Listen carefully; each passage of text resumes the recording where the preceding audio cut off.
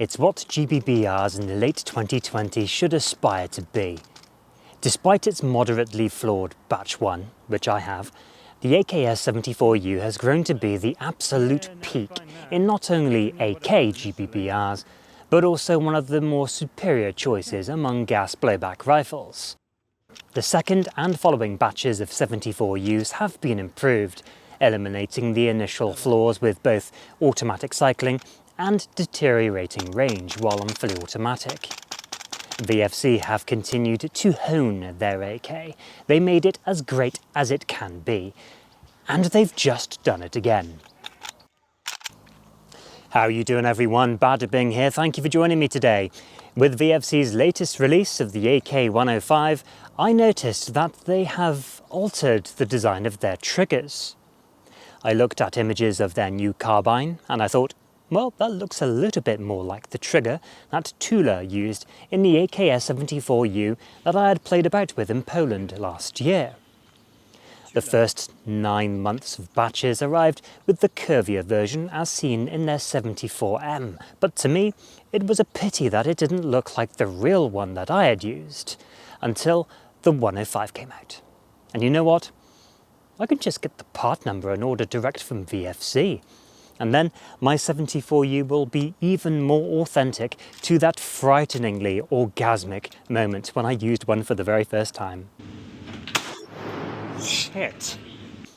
And here we are. The design follows a 90-degree drop with a little flick on the end. Perfect. Before we get it installed, thank you for joining me today. If you love VFC AK-74s and this psychotic ex-Soviet fighter pilot that suffocates you with her thighs, subscribe to the channel because you have come to the right place. Here I'm all about airsoft gas blowbacks, honest reviews, Xenia on a top, and Bada Bing Coffee. I am now a full-time, small-batch coffee roaster, making it on his own, roasting and posting and sharing his love of gas blowbacks to the world. If you'd like to help this solo coffee roasting content creator well beyond the subscription button, pick up a bag of Bada Bing Coffee. Not only coffee, but why not treat yourself to some merch? I have a collection of AKS-74U swag inspired by my favourite James Bond movie, GoldenEye. The GoldenEye merch pack has patches and stickers, so if you're a fan of the film and the gun, you need this merch pack in your life. Either individually or all together, they can all be found at badabingcoffee.com. Right then, back to it. I contacted VFC Service Centre a few weeks ago to order the new AK trigger, along with a few other bits and pieces. I broke the hammer on my MP5 burst pack, so I had to buy a whole new burst-specific hammer from them. On my occasional visits to Action Airsoft's website, I noticed that the next batch of 74Us and 74Ms are going to be shipped with that new trigger. Now, it's great for people yet to buy one, but for me, that one hurt a little bit. VFC do take a while to get back to you, so I decided to Andy Dufresne it by emailing them every day. And it was as good as his word. He wrote 2 letters a week instead of 1. That worked, and a few weeks later, here we are. Coming to install the new trigger, and we immediately run into a speed bump, namely the trigger itself. As the height is a fraction taller than the original 74U trigger, it was physically blocking the bolt carrier from moving. When you squeeze the trigger back just a touch, it moves out of the way for the bolt to clear it entirely. You'll see here the drag path left on the side of the bolt carrier when releasing the trigger. A couple of minutes with a hand file later, flattening off the top and then grinding in a small angled plane, that's all it needed. For those looking to achieve the same configuration, you may or may not have to perform the same mods yourself. I can't honestly think what would have changed between the 74U's bolt dimensions and the 105's, but it is something to keep in mind. The action that this new version delivers is exactly the same as the old one.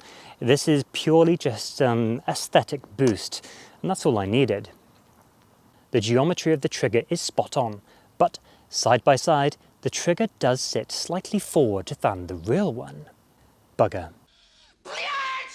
It's like the VFC P7 all over again. Because I'd like it to closely resemble the original, I threw on this O-ring across the back legs of the trigger. Look at this. That one addition has replicated the real Tula 74U trigger. It's gorgeous. However, it did introduce another issue by interfering with the selector switch. I just could not make it go into safe.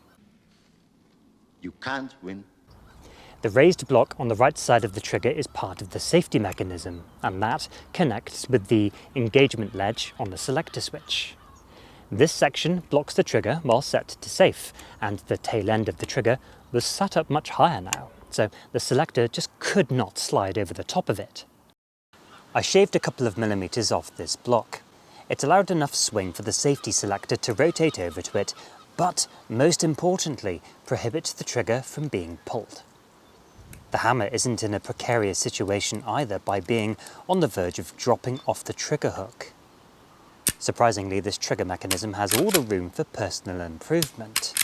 The space between the brake and the reset has been shortened, which is quite cool actually.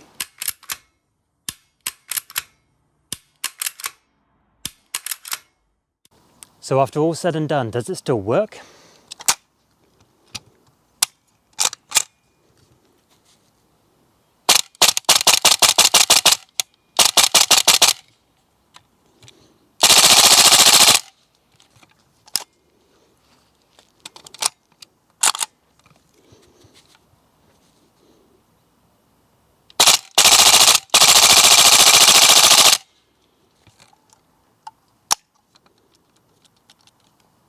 No, it doesn't.